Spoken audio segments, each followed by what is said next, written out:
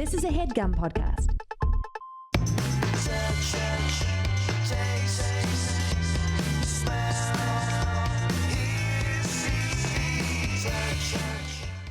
What I do on every podcast.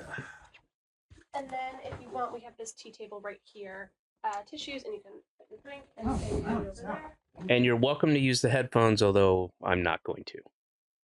Okay, then I won't. I won't ruin the. It would look weird. It would look weird. Yeah. It would look weird. It would either look like I have some sort of super hearing, or you have a disability. Yeah, it's you're too loud. I'm sorry. I need to wear. And also, do you prefer John or Jonathan or John Hodgman? I'm not done. Oh, John Hodgman or Johnny Hodgman or Johnny Hodge or Johnny H or Johnny T even. I'll give you a Johnny T. What's your middle name? Kellogg. True story. What is the story? That's my middle name. That's not much of a story. Well, and I know this sounds like fodder for every hacky stand-up you saw in the 80s, but what is a grape nut? Folks! They're not grapes. They're not nuts. What is it? Do you guys know over there? They're like wheat byproduct. Oh, is it a wheat berry? Extruded wheat. I think it's like extruded wheat pulp. I know. Flavored with malt. I know technically it's fine, but I don't like the word extruded attached to any food item. It's going to be making a lot of appearances in this conversation. Oh, that's your thing. That's what, we agree to disagree. What is a grape nut? What is it saying? They're made from wheat and barley, also sometimes called grain nuts. There's subtle sweetness and crumbly texture. I'm sorry. When are they called grain nuts? Who has ever called them grain nuts? I don't know. Honey, can I have some grape nuts? You mean grain nuts? No, grape nuts. Well, they're also grain nuts. See, here, this goes right to it. Listen to this. Yeah. Grape nuts. Are you getting this? Yeah, we're getting this. Okay, good. Grape Nuts is a brand of breakfast cereal made from flour, salt, and dried yeast, developed in 1897 by C.W. Post, a former patient and later competitor of the 19th century breakfast food innovator Dr. John Harvey Kellogg. How about that? The Grape Nuts. Well, there's a movie. Let's get my ancient foe. Ben Affleck and Damon on this one. They did the air thing. Let's do. So there's rivals. So at first he's a patient. At first my maybe ancestor saved this dude's life. Holy. And then he tries to shank him with some grape nuts. Wow. I think everyone would agree. Well, I would say in the end, whether it's karma or what happened, the Kellogg name reigns supreme in the breakfast cereal world. I agree with you. I mean, everyone hates grape nuts. That's not true. You actually said you like them. I like them, but then most that's people not everybody, is don't care for them because... Listen, I'm trying to teach my daughter good grammar and good... So it's not everybody, is it? Well grammar. I'm trying to teach well grammar.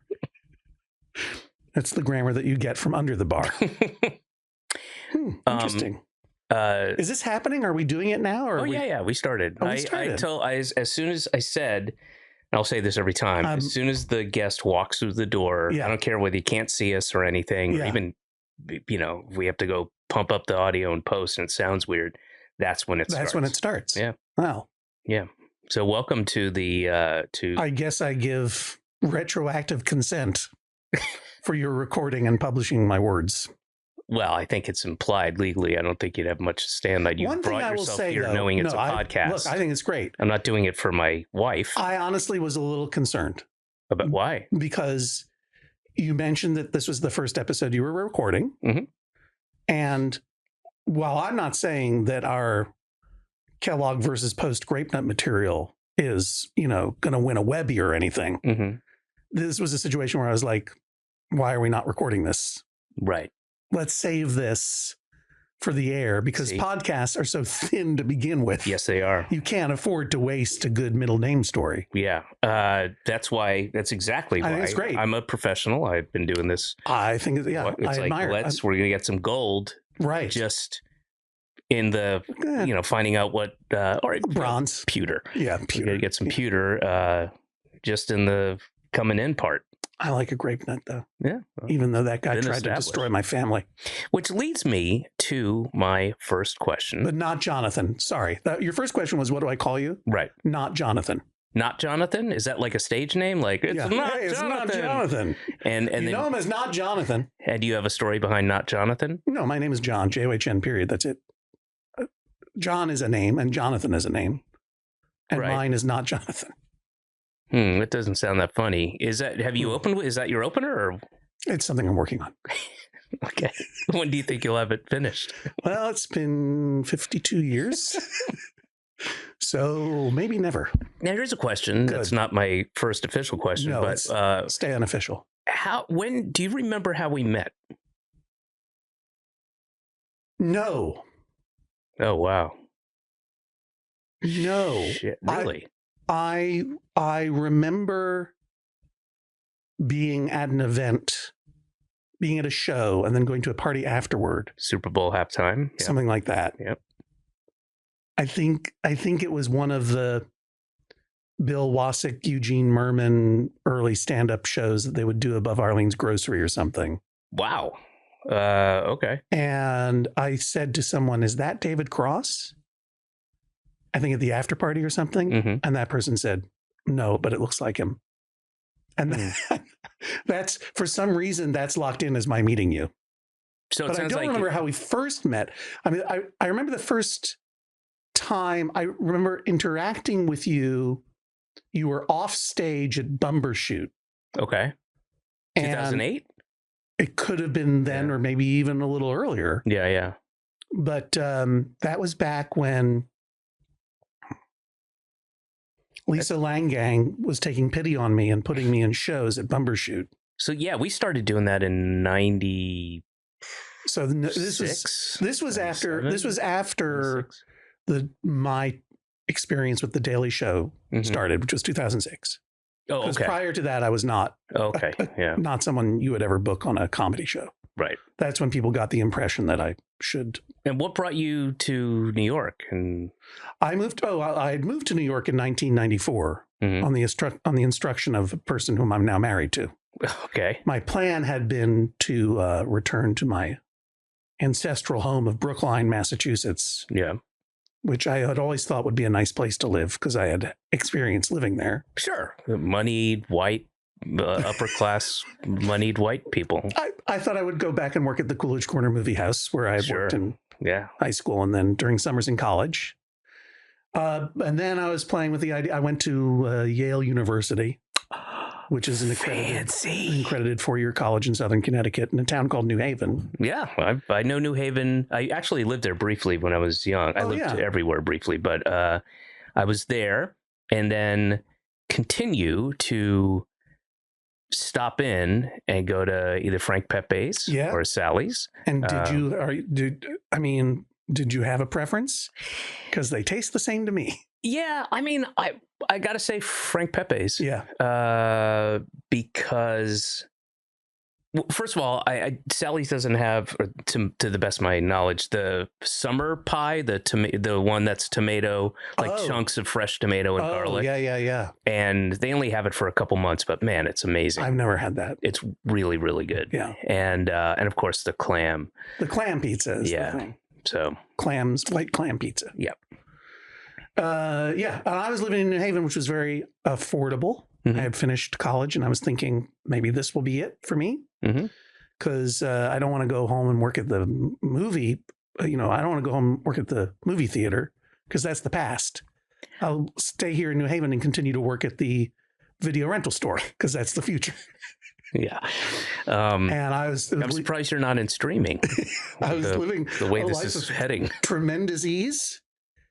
But the woman to whom I am now married had moved to New York and she said, "You are going to do this too." Okay. Now, is just for the sake of continuing. I went back a little bit further than you. No, not just in this conversation, but life. You can shorten that to say wife. There's a shorter word than the whole thing. Well, we were not married then. I see. We are married now. Right. 24 spectacular years as of September 25th. But you've been married for 30. Interesting. I know. Interesting. Yeah, well, it takes a little while to work into spectacular. It does. Know what I mean? Well, sometimes you start at spectacular, then it there's dips. Yeah, you get down into like... And then you have an open marriage, and then things get even worse before they get better. As it happens, all of those things had happened before we were married. Oh, okay. Because we met in high school. Oh, gosh. Yeah. And started dating, I guess you would say, the summer after she graduated high school. And then we went to different colleges. Oh, boy. So we were on again, off again. So how many people have you ever had sex with? One. Right. Okay. Any curiosity? Yes. I like how you sort of thought about it, but not really. You were thinking more about how do you say what you were going to say, but the answer was immediate in your head. Well, it was almost incredulous. Like, yes, of course. Yes, of course. But marriage is about simply maintaining curiosity. Is it? So the point I was making, got me a little, I believe I'm getting a little flushed. The vapors. Oh, dear. I mean, so we were on again, off again during college, but by the time she had finished college and moved to New York, by the time I had finished, we were on again. Right. And so she was like, do you know how many people... There's only one person you're ever going to have sex with in your life, so if you want it again, you should move to New York. Right. Boy, that's kind of shitty. That was not the term she used. Do you know how many people she's had sex with? I think so. Yeah. But that was not a question that I ever asked or would care to. You should. You should go home and find out, then call us back here. I read Reddit a lot, and I am aware of how common a conversation about body count is between young couples these days. Oh, and boy, it always ends up being a really fun conversation. Not good. No. You know what I found out? And I don't like to use the term wife. Why? It's biblical? Because I feel it constrains you. Her, like, I mean, yeah, she's my wife, and I'm her husband, but she's a whole human being, not defined by her relationship to me. So, yeah, I didn't pass any judgment when I heard it. No. You could say wife. And as it happens on my own podcast, the Judge John Hodgman podcast, available through Maximum Fun Network every Wednesday. That's interesting. I haven't been asked to be on that. Well, we don't really have guests. We just interview non-performers who have disputes with each other. Oh, and right. Resolve those disputes. Yes, I should. So it's not like we have, right. True. You're welcome to. I'd be thrilled. No, it's all right. It's called the Judge John Hodgman podcast, available every Wednesday from MaximumFun.org on Wednesdays. And I got into the habit of saying awkwardly, when referring to her, my wife, who is a whole human being in her own right, which is quite a mouthful, but one I stand by. But then I moved to New York and I stayed, and I worked at a literary agency. Really? Doing what? In what capacity? First, I was the receptionist. Then I was an assistant to an agent named Susan Ginsburg. And then I thought that would be my career. And I started representing clients. Oh, wow. I had no idea. Yeah. It was, I represented, it was like friends in New York who were writers.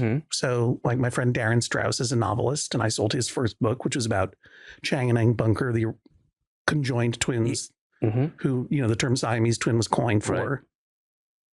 Right. How has that guy not been canceled? Darren? Yeah. Or Chang and Eng? Chang and Eng, with a kind of racist... do I say guys or guy? Is it plural or there were two people? Yeah, okay. There were two people, and they married sisters.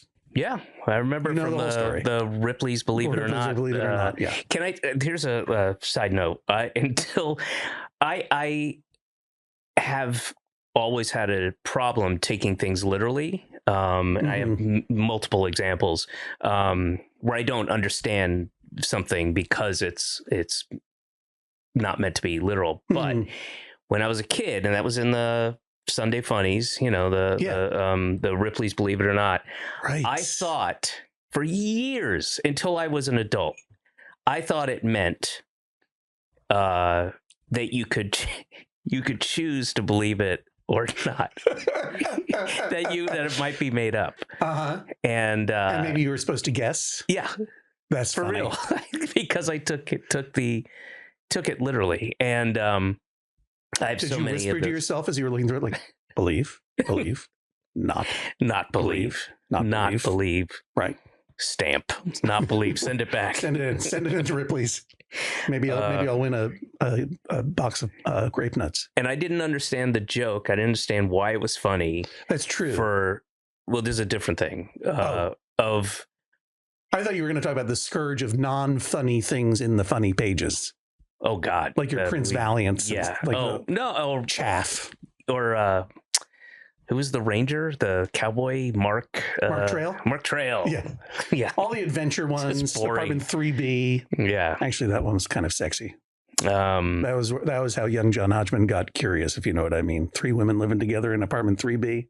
Very sexy. Oh wow. They were always dating and getting into scrapes. Oh, it was like Three's Company. It was like Three's Company. But different. But the other one you were talking about, not Ripley's Believe It or Not, there was something else. No, I was going to say, as another example of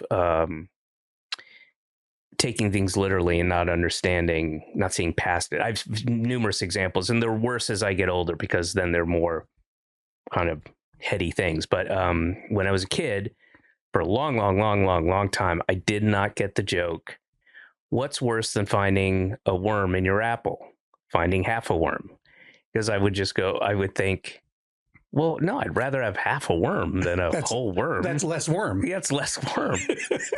Without understanding, oh no, the idea is that you ate it. Yeah.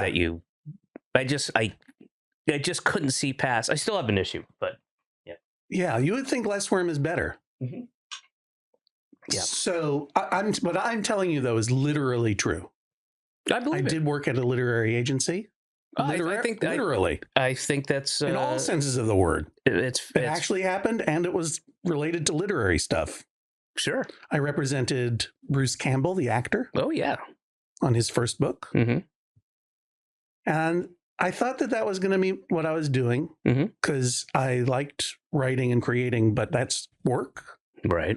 So why not get someone else to do that work, and then give them some ideas, and then take 15% of what they make. Smart.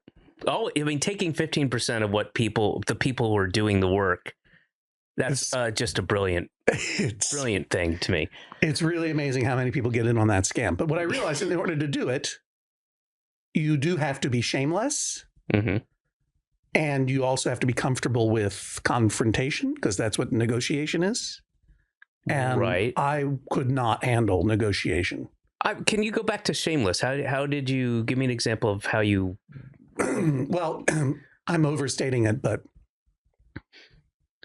like for me to go to a publisher and say, my client needs $100,000 advance for this book. Mm-hmm. Oh, even now I'm thinking like, it's too much. Or them to come and say, we want to give you $10,000. And for me to go back and go, no, $20,000 or I hang up. Right. Like to me, that's not shamelessness, but it's... Well, that's the confrontation you were talking about. Confidence, I guess. False confidence, because you didn't... I was and am still an only child, not versed in confrontation of any kind. And it made me very, very nervous. And I also felt like, yeah, there is a little bit of a shell game element. Like, I will take 15% of your income forever, just because I made a few phone calls on your behalf. Sure. On the other hand, there are lots of agents and managers who really devote themselves to the creative process. So absolutely, yeah. I would have been very happy doing that. I just didn't like making the phone calls. I get it. That's not my thing either. But I want to go back to, you said you were an only child. So yes. Do you have any idea if there were going to be other kids, what their middle names would have been? Oh, that's a really interesting question. I don't think my parents ever had plans to have another child. But, happy accident. So it's not like it came up. Right. Right. So if they had sex a second time, it kind of boggles the mind. Wow. You don't have to have sex to have a kid. What's that? You don't have to have sex to have a kid. Oh, phew. Yeah. What a relief. Yeah, let your mom and dad know ASAP. Yeah, if they had adopted another child, well, I would hope they would consult me, first of all. Well, he could have come into a tube and, I guess that's sex, sort of. But you know what I mean? Like, then there are possibilities there. Yeah. Well, I mean, the other family names, Kellogg is a family name from my grandfather's side, and he went back, Hodgman went lots of Yankee, white Anglo-Saxon Protestants in Massachusetts, New England, and sure, Lewiston, Maine, and stuff. Chivolo was my grandmother's name from Italy, northern Italy. Callahan was my mom's maiden name, but she was her grandfather was German. It's kind of like white European mutt. So maybe Benoni was the name of a preacher in my. That's a good preacher name. In my grandfather's family. So maybe Anheuser-Busch would have been a good middle name for another kid. Yeah, maybe Hodgman. Maybe I want to say Toucan Sam. Well, that's a mascot. To keep it in the Kellogg's family, I think that's a Kellogg's one. Toucan Sam or. Oh, I mean, they got a monopoly. Snap, it's Crackle, ridiculous. and Pop. I mean, come on, Kellogg's. Snap, Crackle, Pop, Hodgman. There you go. Well, I mean, isn't there an antitrust thing on? They monopolized. I can't think of a good I can't think of a good mascot that isn't. That's the thing Post never had was mascots. Oh no, sorry. They had. I believe they had Sugar Bear or Sugar, right? Yeah, Sugar Bear. That's Sugar right. Bear. He was cool. Yeah, he was cool. And that was also the name of the pimp on Starsky and Hutch, or almost. They had to go back. Did they have to change it? Yeah, they had to change it. Oh. Yep. Yeah, no, I don't know, but yeah. And if I were a girl, I might have been named Jane after my mom's sister. Well, that's boring. All right, good. Let's move along. John, I'm forgetting. But I am an only child. Unless the payoff of your first question is, do you remember when we met? Is we met in bassinets in the hospital because we're twins separated at birth. Well, John, I have some exciting news for you. Hi, little David Cross here. Factor's delicious, ready-to-eat meals make eating better every day easy. Wherever tomorrow takes you, where could it be? Be ready with pre-prepared, chef-crafted, and dietitian-approved meals delivered right to your door.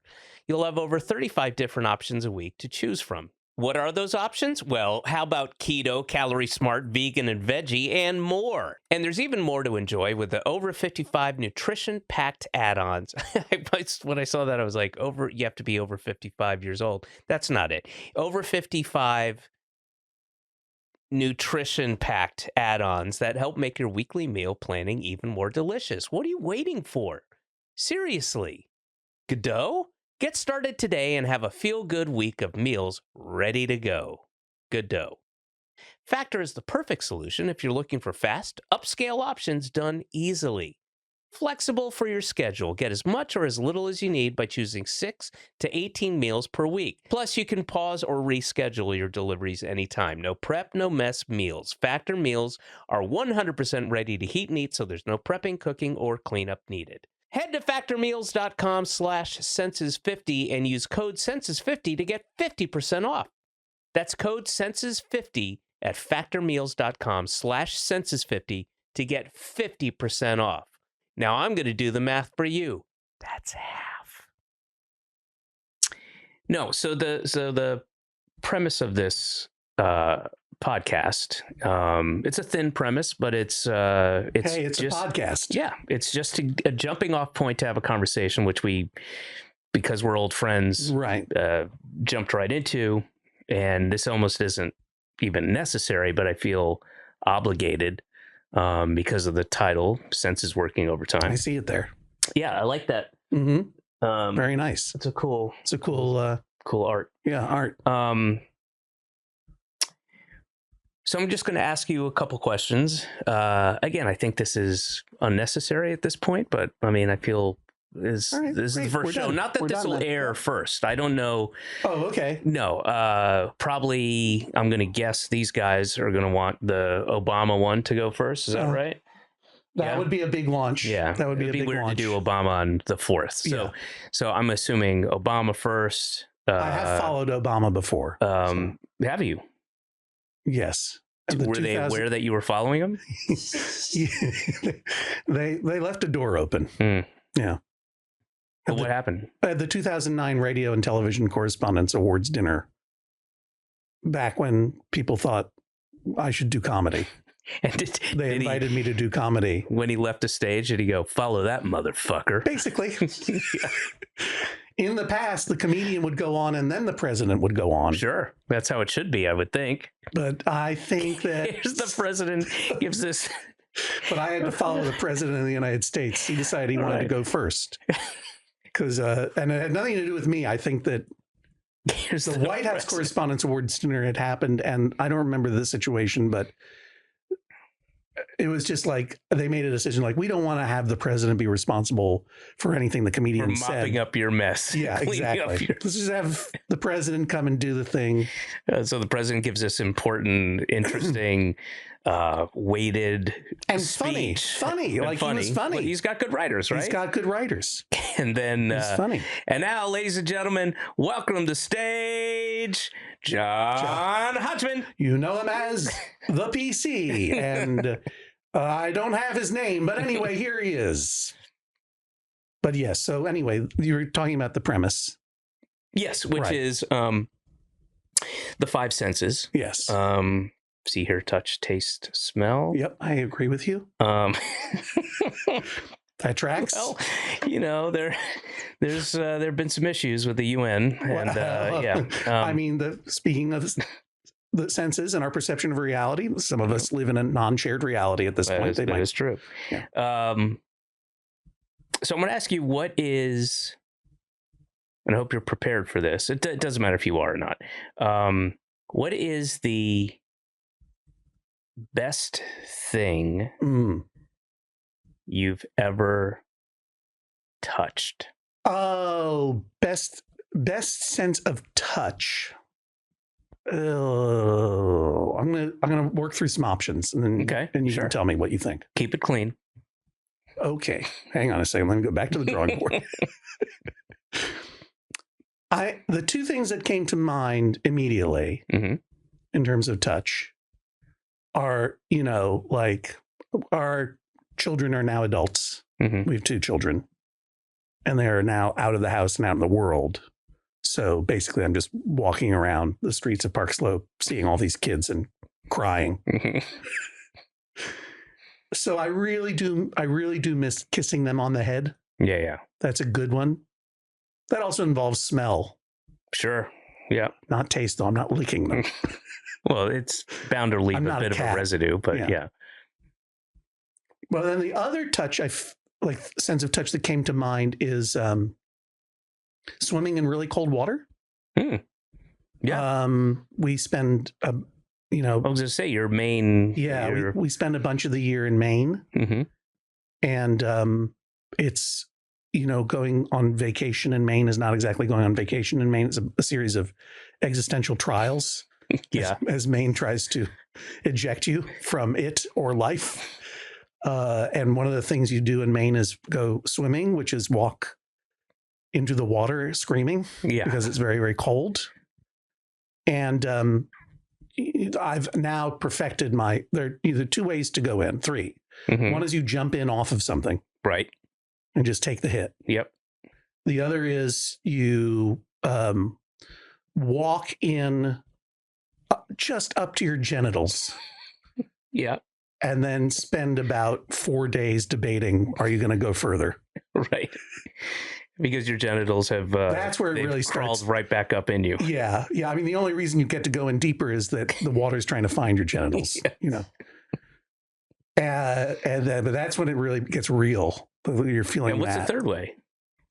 The third way is kind of like jumping in, but it is walking at an even pace into the water like you are the creature from the Black Lagoon who has been heartbroken and have turned your back on the world of the surface, and you just walk in to the ocean to die the classic or whatever. Kind of fill your pockets with stones and walk in and exactly say goodbye. Exactly. You say goodbye to life behind you, and that is what it feels like, is that you are saying goodbye to life behind you because you are suddenly and immersed in extreme discomfort and pain.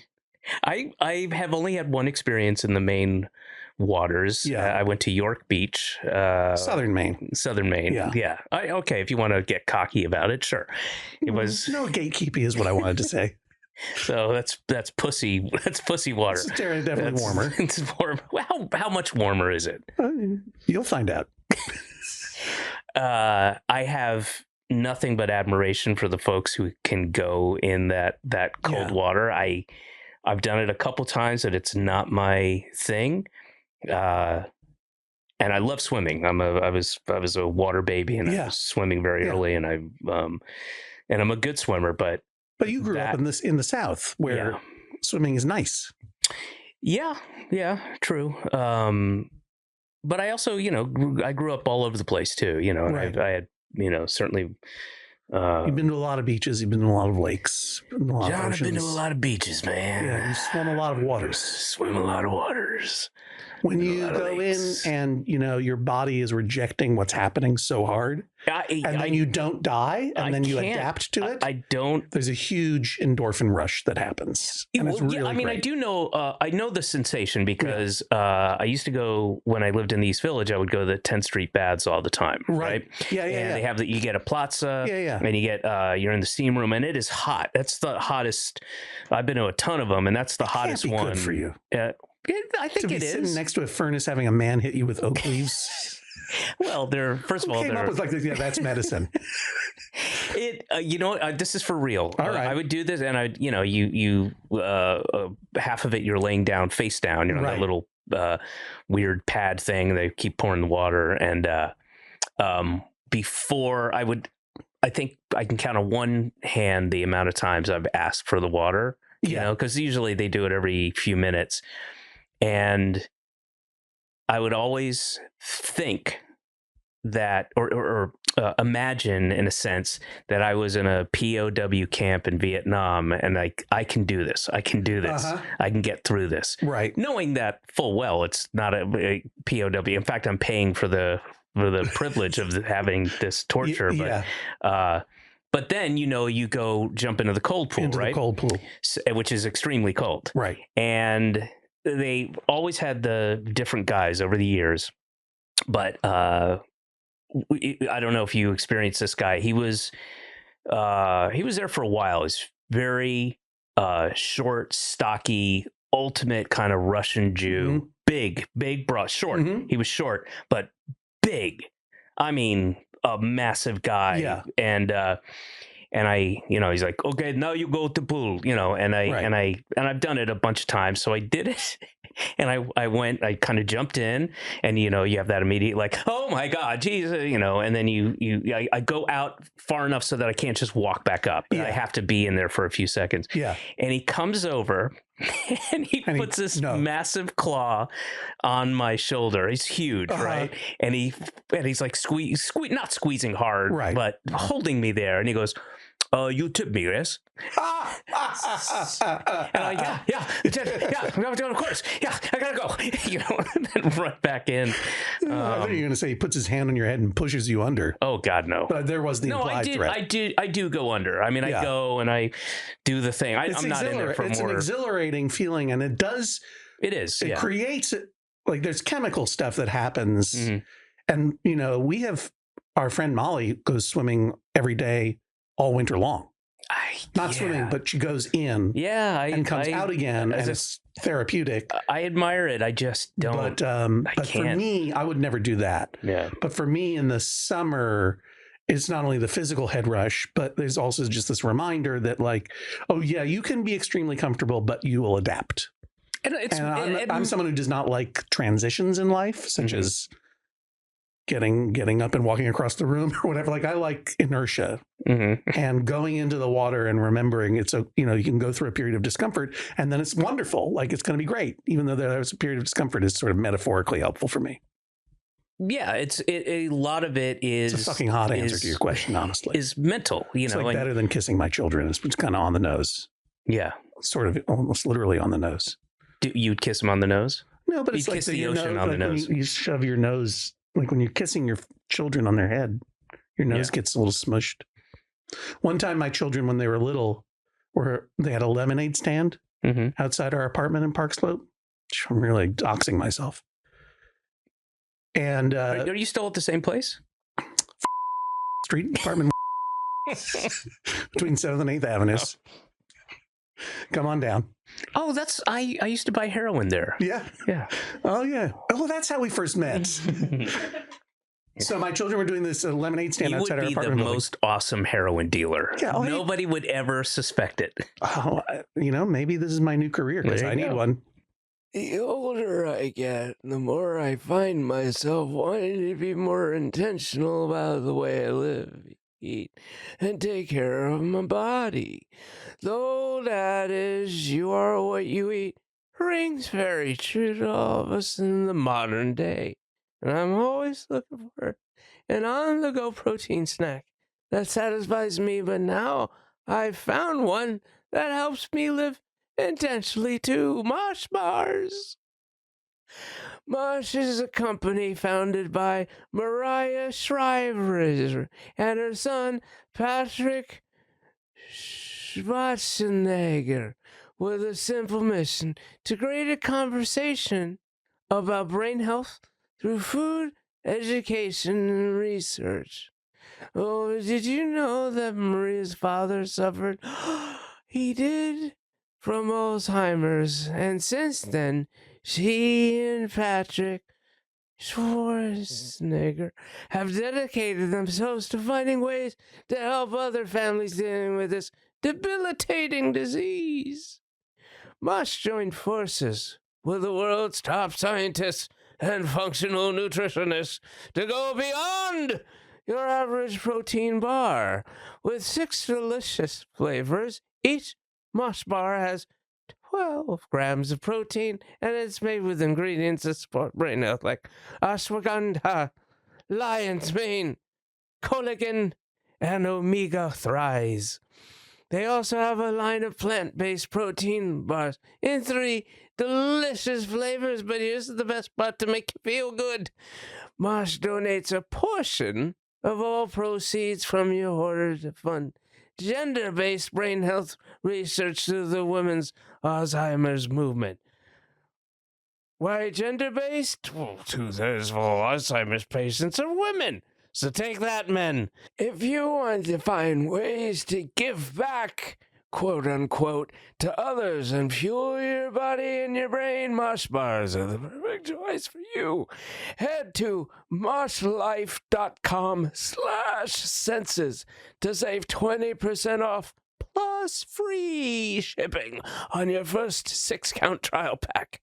That's 20% off plus free shipping on your first 6-count trial pack and moshlife.com/senses.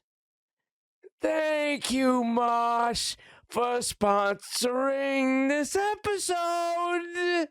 And they were doing this, so they had this lemonade stand, and I was keeping an eye because they were little, relatively little. Mm-hmm. So I was out there just making sure that, everything was going fine. They weren't overcharging. Right. They weren't fucking up people's change or whatever. But I think it's interesting that your concern was for the consumer, not for the kids. It was more about, don't rip these people off. Well, I was getting 15% of what they made. Okay. So I had to make sure that they were charging the right amount. You got to teach them early how this business works. I needed to get my vig out of this. Yeah. But I was looking out for creeps, right? And then this guy kind of was a little creepy. This is a big, tall guy. South Slope, man. He had no children with him, or he was just by himself. Just kind of standing off to the side and looking at the lemonade stand action and my kids, kind of I don't like that, chuckling and smiling to himself. And I noticed that he was holding a lit cigarette behind his back, which somehow is scary, hiding that he was smoking. Just go ahead and smoke, dude. You're on this. It was just an even weirder thing. And I'm like, am I going to have to? I don't like confrontation. Am I going to have to talk to this Am guy? I going to have to save my children? I mean, I guess I would. In order to save my children, I suppose I would. And plus, there's my 15% in this too. And then I realized, oh, that's the actor Vincent D'Onofrio. Like, so you had every reason to be scared. I was just like, oh no, he's just being Vincent D'Onofrio. Right. Like, okay, I get it. He's on the spectrum. He's just D'Onofrian. Okay. You know what I mean? He's pulling a D'Onofrio. He's just doing a D'Onofrio. Is what we call it in the business. Yeah. I mean, yeah, he's just a weirdo, right? Yeah. Is he no. Is he a monster? I don't know. No. Not at all. I think he has a reputation for just being kind of an oddball. He's odd in the, conventional sense of, but I've worked with him before. I actually ran into him at Tompkins Square Park one time, where it was one of those odd things. That's where you were looking at children? Yeah, we were looking at cigarettes, and and he started a conversation with me. I think, you know what? I was in a coffee shop across from the park. It was back when I lived in the East Village, and it was one of those things where he just started a conversation, and I just remember it was a hot, humid day, like sticky, one of those summer days, and I'd gone in to get a nice coffee, and he starts D'Onofrian. Just pulling a D'Onofrio, yeah. And then I was like, oh wait, he must have a very sharp memory, because we worked together, but I didn't even put that together until he started. And when I say, like, it wasn't like an introduction kind of thing. It wasn't like, hey, we work together, or hey, David, or whatever. Right. It just started into a conversation, and the whole time you're going, oh, that's Vincent D'Onofrio. Yeah. No, I was very excited to see him. I was like, oh, that's cool. Yeah. Obviously, I rushed him to the head of the line. Oh, don't charge Mr. D'Onofrio, kids. And how did he react? What's that? Did he tip well? No, I wouldn't take his money. Oh, no. I mean, that was good. It got us on page 6. Oh, great. Yeah. And was the lemonade stand a success? Oh, yeah. It went on for years. Oh, really? Mm-hmm. Wow. Mm-hmm. Wow. That's My great. children missed several years of school. Oh, that's we're great. just making too much money. Once we got the D'Onofrio bump, that was their job. Yeah, but here's the thing about America. It's like, if you're making money, you don't need an education. No, absolutely. That's what I said to them. You don't need social skills. It's all about the money. As long as you're selling that lemonade. Yeah. And I'm getting my cut. And that's not even a euphemism. No, I agree. Yeah. I take it literally, David Cross style. Yeah. I believe it. Yeah. I don't not believe it. I do believe it. I want to thank you for co-starring with me, supporting my work in Pittsburgh 2. That's right. Which we did in Baton Rouge. It was in Baton Rouge, Louisiana. A terrible place. I would agree with you. Yeah. It's not as bad as Shreveport. I've never been to Shreveport, and it's awful. And I apologize to those who were born in Baton Rouge and live in Baton Rouge and have to convince yourself that Baton Rouge is an okay place to be, because you're stuck there. Yeah. I mean, there's the good things about Baton Rouge are Raising Cane's, the chicken place. Did it start there? Because there are, like, if you're saying it's good, Baton Rouge is good for Raising Cane's, the chicken finger place. Yeah, the chicken finger place. Because it started in Baton Rouge, so we have Baton Rouge to thank. Oh, there are other Raising Cane's, so Baton Rouge doesn't really win on that. Huh. It's a chain. Okay. Can you, would you guys look that up? Yeah, look see how many Raising Cane's there are? I think there's a Raising Cane's opening in New York City. What? Where? I believe that's true. Times Square? I hope. Well, it is the Baton Rouge of Manhattan. Yes, it is. It's not even true, though, because, I mean, the thing about Baton Rouge is like, I guess Times Square would be the New Orleans of Manhattan? Because Baton Rouge is sort of like, never mind. No, I don't want to get letters from Baton Rouge. It's a college town with, it's just hot. And it's hot, and the weather's not good, and there's a lot of sadness there, a sad life. I did not spend I don't know how much time you spent there. I feel like I was there for maybe 4 or 5 days. Well, that's how we shot. We shot for 4 days, and then I shot another scene that was a day. But right. I went there for a year prior to get into character and do all that and do some studying for the character, and try to bring just a humanity to the character. Yeah. What was his name again? Scott? Guys, you want to look that up? There are 15 locations in Baton Rouge. 15. Is it? Where did it start? Where did Raising Cane's originate? I really hope the podcast is sponsored by Raising Cane's. It should be, right? Raising Cane's, get on it. If not, I'm going to create a product called Raisin Canes, and it's going to be deep fried raisins with a in the shape of canes, walking sticks. Yes, and but it's going to be chicken flavored deep fried raisins in the shape of a cane. Raisin fried chicken. That was one of the best times I've ever had working on a movie. Really? Absolutely. That was so much fun. And Elizabeth Banks, the director, was totally cool. Just improvise whatever you want to do. And I was amazed at how Jason Jones kept pushing the Green Bay Packers with real specifics of terrible games that they played or playoff losses, and like right in their face. It just kept escalating. I was like, holy shit, he's going to get the shit kicked out of him. Jason.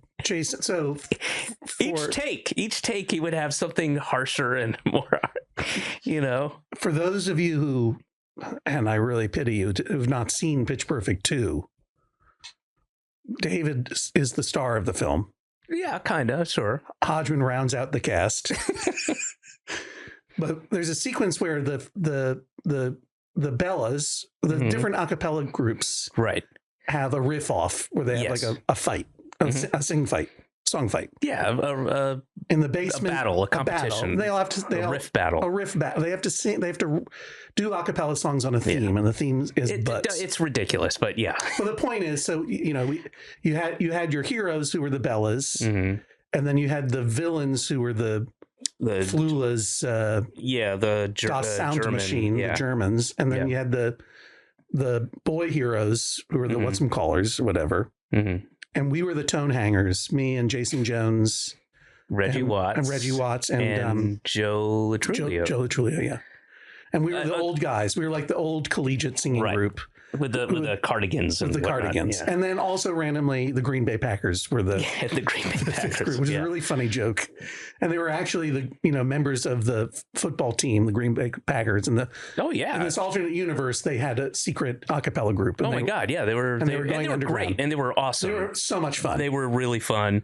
But never underestimate Jones's ability to be an asshole. It's such an art form for him. He absolutely cultivates it. I don't mind saying it into a microphone. He was being an asshole to the Lakers on purpose for fun, and it was incredible to watch. The Packers, excuse me. The Lakers, he would never do that to. No, he has more respect.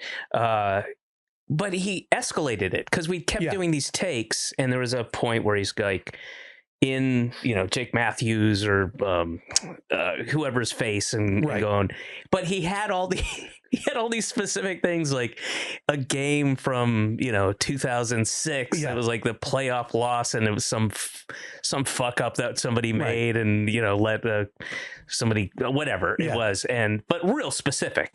And like you only gained 1 yard after the catch, and just and those guys were just a flagrant foul or a penalty that cost him, and had all these specifics, and he's right in their face. And that he just had it off the dome too.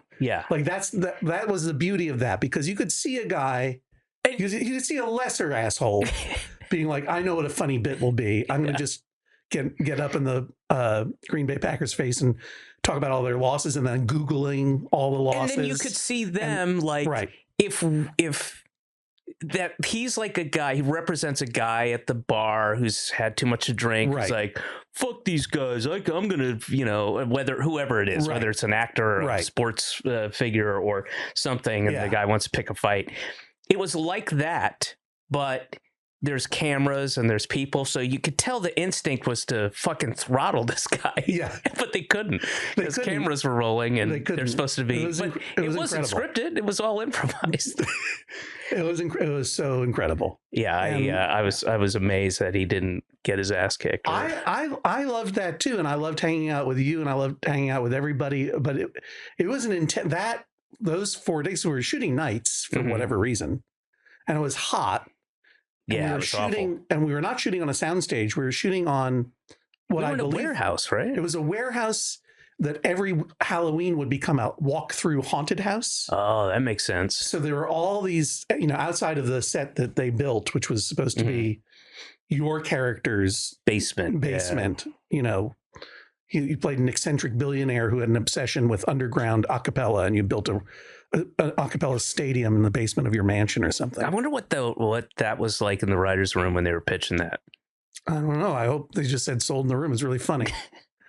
But outside of that, you would then walk out to like take a break and get some fresh air, and you'd be sitting in like a skeleton throne. Yeah. That was left over. And it was really hot. So, and, obviously you can't run air conditioning during shooting. I'm not even sure they had air conditioning to run. Maybe that's why we're shooting at night. But it was really, really exciting. And just everyone was hanging out together, and it was like going to this highly intense 4-day summer camp. It was fun. Inside the mouth of someone running 108 fever or something. It's like damp, dark, moist. It was windowless too. There's no windows, no air. Pretty much a death trap for any kind of Halloween setup. Yeah. That's got that, what was the club in Rhode Island? The club in Rhode Island? Caught fire. Caught fire. And everybody died within like a minute and a half. I don't know. I mean, I remember that story, but I don't remember It's a very funny story. Yeah, it's great. I got to look it up. I mean, it just depends on your perspective. When you're done, how's a search of the Raising Cane's locations around the country going? Because I need that Rhode Island information as soon as possible. Well, so the Raising Cane's, the original was on Broadway in Baton Rouge. Ah. There you go. John, did you know that? Or were you just guessing that it was based on the conversation? It's strange how much Raising Cane's defined my experience of Baton Rouge as well. Because that's what people were talking about. It's also good. Let's not. Did you have it? Yeah, it's really good. It's really good. But is there one coming to New York? I need this information. When we'll get here? Is it on its way now? Is it going by train or rail? When are they bringing us the fingies? Oh, well, they opened their flagship store in Times Square just this past summer, June 27th. Wow. How about that? Of course it's going to be in Times Square. I know where I'm going after we finish this podcast. That'll be in about 2 days, right? We're then let's stop recording? Okay. Yeah. I'll be very hungry then. Well, we talked about Pitch Perfect 2. We talked about Pitch Perfect. I'd like to give Pitch Perfect 2 a plug. I don't know if anybody saw it. But it's a wonderful film that's it's, as I said earlier, I take things literally too much, but it's a beautiful allegory, and there's so much metaphor. It's all metaphor. And if you have studied Jung, then you can watch it in a different way. You take different things, knowing that it's all metaphor. Synchronicity. There you go. Yeah, the Jungian concept of synchronicity. And its official subtitle at first. Yes, that's Pitch right. Perfect 2, the Jungian concept of synchronicity. Yes, and Anna Kendrick's. Is it Anna or Anna? I say Anna. Anna. Is it Kendrick or Keendrike? I'm not sure. It's Ennis Klondike. Actually Ennis Klondike. A wonderful actress from what I've heard, and native of Portland, Maine. Right? I happen to know. You could see she exudes Maine. She's been in cold waters. Yeah, and her character is like Sisyphus in a sense. She has a Sisyphean task, as it were, which gets answered in... Got a boulder to roll up a hill. Yeah. It gets answered in Pitch Perfect 3, and I know they're working on Pitch Perfect 4. I'm sorry, did you say there was a Pitch Perfect 3? 3, yeah. Well, when are they filming that one? I think it's filmed. I think it's done. Oh, wait a minute. But the tone hangers, yeah. Yeah, they're mentioned throughout the movie. It seems to me. Are you miffed? I'm just confused because I thought well, there's got to be a misunderstanding because I feel like I would be in. No, they did the tone hangers are in there. Oh, yeah, they are. Yeah, they're like the main part, the main cast, no. Yeah, in Pitch Perfect 3. In Pitch Perfect 3, yes. It's the tone hanger story.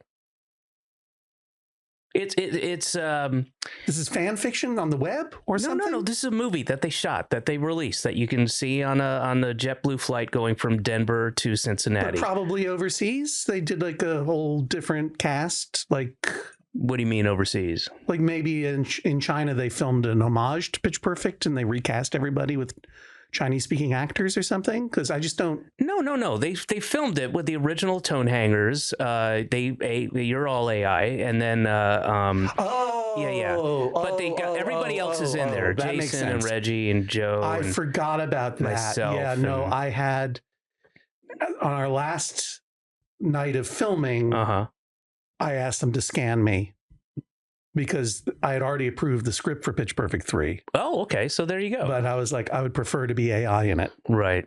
And we signed a thing. That's right. Yeah. Because I feel so stupid. I forgot about it. I just got that check for $3 million. My royalty check for Pitch Perfect 3. Really? Yeah. $3 million, which means, let's see, I'm going to 10 up or 14. This is times 17 minus 3.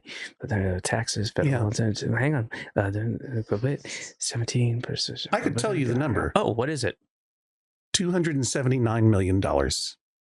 Is how much you made from the 300 million? That was my payout, and then I get the residuals. How did you make so much money? I don't. That seems like I opened pictures in Malaysia. I don't. Okay. That's a city in Singapore. So that gives you, that is worth $297 million or 79. I have many hit movies that make a lot of money in Malaysia. So the company was willing to spend $300 million. Well, it's pure profit for them. Okay. I don't know by a sequel called Pure Profit 2. Wow. The Jungian concept of synchronicity. Wow. I've learned a lot about this. I had a blast throughout shooting. all the South Pacific, Indonesia, Malaysia, Fiji, everything. Every motion picture always has a John Hodgman pick running. I didn't know that. Yeah. You're big. So why? Two questions. One is, why Love do you of think? The craft. That's why I keep doing it. Oh, okay. Well, I wasn't that. Okay, but why do you think you're so popular in that region of the world? I have no idea. Really? You haven't? I've never even been. Get out of here! Not to be fated. Never even been to be fated. To be feted. Feted. It gets very humid out there. You can get feted pretty quick. Oh my gosh! Well, that's. I don't know why I said it was humid. I don't even know because I've never been there. No, I think it is. It's tropical. It's tropical. It's on the closer to the equator. Have you ever been? They did make a Pitch Perfect 3, and I was not called back. Were you in that one? PP3? John, we all were in PP3 except for you. Oh, really? Yeah. Oh. And I thought it was a little egregious how they wrote your character off. I thought it was cruel, actually. What is it they did? You were experimenting with a black hole, and then you went through the black hole, and you were literally extruded because of the black hole. I'd rather you not use that word. You don't like it? No, it grosses me out. Oh gosh, all right. Well, you were squeezed. Yeah, poop squeezed out of a black hole. Yeah, well, not out into. I mean, through the black hole, and then, but then it was worse than that, because then they had your character come back. You were saved somehow, but it was just your nose, and then your nose went as part of some experiment, went up in Elon Musk's SpaceX rocket, which took off, but then exploded, 5 minutes into the flight. It's really quite a plot line. Yeah. For my character, who's famously named Tonehanger 3. Tonehanger 3, yeah. Well, they changed it to tray, so it's more So your tone hanger, your tray, Tony hanger tray, tone hanger tray. So your tray, And I'm just a nose in the movie. Initially, you were a nose, but then you got sat on by the guy who played Mr. Belvedere in the sitcom, this is a very famous story, at a read-through, I was wearing very loose pants, and this is true, accidentally sat on his balls, the testicles, and then they couldn't, the production had to shut down for like a week and a half. Wait, which part of the story is true? The thing about sitting on his testicles is true. The thing that's also true is he playing himself, Mr. Belvedere. The actor playing Mr. Belvedere, playing himself, whose name sat was on his own balls. No, sat on the nose. That was your nose. Oh, that was my character. Yeah, and then you got, and then he accidentally was like, no, and he clenched, and you went into his lower GI. I was reverse extruded. You were reverse extruded. And then I can't remember, but you end up in the Gowanus Canal. Probably he pooped it. It could be. It's not clear. But I just thought that was a strange... And elaborate and just but also a little cruel. Like, why not just like, oh, his mom's sick and he has to visit her or anything, or not mention me at all. Yeah Well, I appreciate the tribute. Thanks, Elizabeth Banks. It's like they went out of their way, like going out of your way to write me out of PP3 and the Adam Devine PP de facto PP4 show. Yeah. It was a fun experience, and and they put me up at a crazy master suite, king suite thing. Like, it's like a living, like it's bigger than my apartment in Brooklyn. I mean, it was massive, penthouse, 12,000 square feet. Stayed at a Holiday Inn. You stayed at a Holiday Inn? Yeah. I think that was so they could save money, so they could. Because if you've seen my contract... Well, I could imagine. Yeah. Money well spent. Yeah. We were across the parking lot from a Ruth's Chris Steakhouse. So in Baton Rouge? Yeah. Can I'll tell you this little true story. When I was... Early on, when I was doing stand-up, this is quite early, and I think I would have been about 19 or 20, maybe, and I just started going out on the road, and I was opening in Baton Rouge, and the club wasn't doing that well, and it was papered, and just free drinks, and it was just awful. It was a terrible situation, and I was, a little kind of button pushy back then, and I do not remember the bit where this happened, but there were a bunch of guys from LSU who were there sitting at the tables just drinking, their $2 drink tickets and whatever. Not even drinking the beer, just drinking the tickets. That's drinking how the tickets. Hardcore they were. Yeah, they were. And one of the guys, big guy, like I made the mistake of acknowledging him or engaging him, and I was, just like, oh, you guys don't like me, do you? And whatever. And then they clearly didn't like me, and they were like mean, and then one of the guys, big guy, just stood up and did this thing right to me. He's as far away as like over there, and he just stands up and he goes, looking right at me. Wowie zowie. And like, I thought that got retired with Looney Tunes. Well, this was a while ago. I was okay. I was 20, 19 or 20, I think. But and that was my first introduction to Baton Rouge. The fist into palm. Yeah, literally. And he stood up. Everybody's seated. Sure, and he made a point to stand up. Yeah, it was corny. It's really corny. Like, did you point it out to him? It's a little on the nose. If I had the wits and confidence back then. Can I punch this up a little bit, so to speak? Yeah. What you're doing, you look like Yosemite Sam. I should have, but I was I had to ask the club for like, can somebody hang out? Because right. and they didn't like me. The people at the club didn't like me either. So it always makes it difficult. Yeah.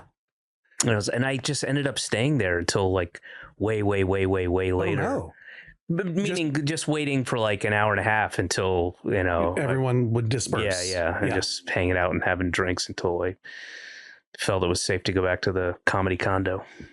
And nothing happened, I hope. No, nothing happened. No, it was an empty threat. Did you go to the Ruth's Chris Steakhouse? I don't know if it was there at the time. It wasn't, but I did go to what was there. It was a gas station. I had a Slim Jim. Yeah, fair enough. Super long or regular size? Regular size. Yeah. Well, you were just starting out. You couldn't indulge in the. That's a terrifying story. Do you know when I was? I've never experienced anything like that. Oh, I've had a number of those kind of. Oh, I'm not surprised. But I've had a number of like, oh shit, I'm gonna. But I've never worked in a comedy club. Meaning. Oh well, that's you know what I mean? Where that stuff happens. Yeah. I just waltz into humorist rooms. Right, where everyone already knows. Salons. Yeah, everyone is in the theater already knows. Like, okay, now don't expect to laugh too hard.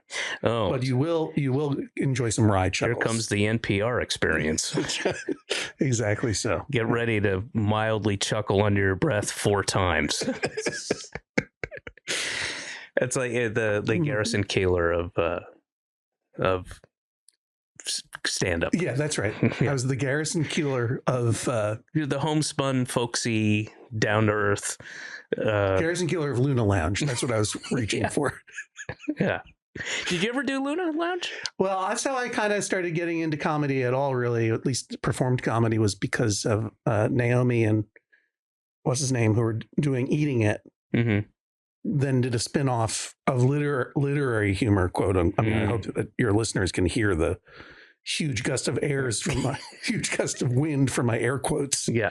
Literary humor. I guess there are air quotes there. It's exactly what it was. It was like me and Sarah Vowell and Sarah Thayer. Well, that's reading. 3 funny, interesting people. Yeah, reading our pieces. You know what I mean? So Eating It was the big showcase of alternative stand-up comedy at Luna Lounge. Mm-hmm. And then I miss those days. I miss that room. God, that was incredible. The best. That was incredible. And I mean, there's got to be something like it now, I guess. Yeah, but it's just, I'm not in that scene. I mean, Joe and Aparna and Maeve have their show, Butterboy, and there's all kinds of shows like that. Yeah. And that was the first time I ever did my imitation of stand-up comedy. But you would read stuff you had written. Yeah, kind of absurdist comedy, really meta comedy. I had been writing for McSweeney's. Mm-hmm. And that was sort of towards the end of my career as a literary agent in the late 1990s. Mm-hmm. And I had already started writing for magazines. And basically I was just like, I'm not happy tricking these authors into letting me represent them. They deserve actual representation. Right. And I deserve to try my hand at actually making things. So that's what was happening. And then you were writing. And you continue to write. But that was an uncomfortable transition, like getting into very cold water. I learned what a cairn was from your book. Yeah. And I didn't realize how controversial they are. Oh, because you're taking nature and... Yeah. Like... And it shouldn't be the joke in my book, Vacation Land, available wherever books are sold or at your local library or whatever. Which is the book, a very good book, Thank you very much. Where I learned about cairns. And cairns are like when you stack up stones on a beach, if it's a rocky beach like they have in Maine or maybe in a river. Mm-hmm. In Western Massachusetts, there would be people would mysteriously stack these stones down by the riverside where people would go swimming. And it was very witchy and Blair Witchy and scary looking and cool. And the joke in the book is that I say to my friend Jonathan one day when we're visiting down there, like, maybe I should make a cairn, but I'm not sure it's allowed. Mm-hmm. And like literally my fear of confrontation was, I'm not sure it's legal to put a rock on top of another rock and maybe I'll get in trouble. And that's the joke. But it turns out I was right. A lot of people hate it. Well, yes, the idea that you are disturbing nature, and which I think is a little silly. Yeah. I think it's a lot silly, actually. I mean, if everybody did it, sure. Right. But then you'd have Karen Beach, and that'd be its own thing. That would be its own thing. But and you can't have everybody doing it. Like you, me, Vincent D'Onofrio, we're allowed. Yeah. Well, we should be. We're celebrities. Yeah. I mean, we were all in Pitch Perfect 3. Oh. Wow. Right. Jeez. Oh, that's Vincent D'Onofrio was in Pitch Perfect 3, right? I just had a feeling somehow. Yeah. Was he a tone hanger? Yes. Yeah. Oh my gosh, I'm just now realizing your kids were in it as well. Oh my goodness. Huh. Oh well. Oh, he was scouting. He was scouting. He was scouting. He was scouting cigarettes. Scouting cigarettes. Yeah. Jonathan, do you have any questions? Well, at the moment, I extrude not. Do we want to do any of the other senses? Nope. Really? Now, here's something. Every episode I'm going to ask you a question from my daughter. Great. My daughter is 6 as of this taping, 6. And I'm going to look up a question. I've over the past few months, I've been collecting them. And you don't even want to ask me what my best smell was? Sure. What's your best smell? Mr. Belvedere's balls. Okay, great. Yeah. Just been waiting on that one. Right. Did not occur to me. Thank you. I get it now. Yeah. I see the missed opportunity. I just need to get in my jokes before I get extruded out of here. Okay. Where are oh. Yeah. I'm going to ask you this one. This is a pretty good one. All right, I like it. If Donald Trump found a lucky penny... I don't do political material. Okay, fine. Okay. All right, I'll just ask you this one. No, I'll do the other one. No. All right. No, I'll leave that for Janine. All right. Is ice bad for you? It can be if you're encased in it. Okay. You want to expand on that? Well, you don't want to freeze to death. Right. Though I think I would prefer to freeze to death than burn to death. Yeah, me too. Yeah. Yeah. Is ice bad for you? If it is really cold and you shape it into a dagger and someone stabs you with it, that's no good. Mm-hmm. So that's one way it could be bad for you. If it's ice in a ice cold drink, mm-hmm. and you drink it too fast, you can get a bad headache for a little bit. Right.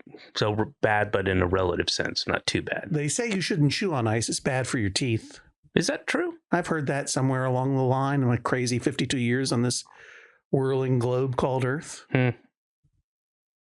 The world's a big blue marble. Oh, I remember that one. We see it from out there.